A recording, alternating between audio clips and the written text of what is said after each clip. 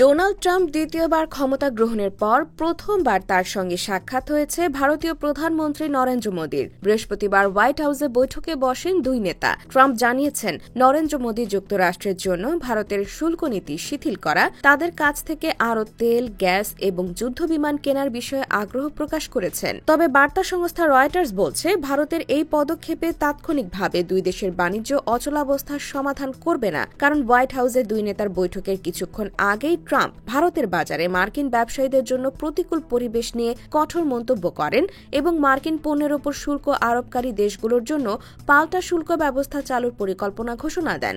ভারতের শুল্ক নীতির সমালোচনায় ট্রাম্প বলেন, প্রধানমন্ত্রী নরেন্দ্র মোদী সম্প্রতি ভারতের অত্যন্ত কঠোর ও অন্যায্য শুল্ক কমানোর ঘোষণা দিয়েছেন, যা আমাদের ভারতীয় বাজারে প্রবেশে বাধা সৃষ্টি করছিল। এটি সত্যিই একটি বড় সমস্যা। ট্রাম্প বলেন, ভারত আমাদের উপর যে শুল্ক বসাবে, আমরাও তাদের উপর একই হারে শুল্ক আরোপ করব।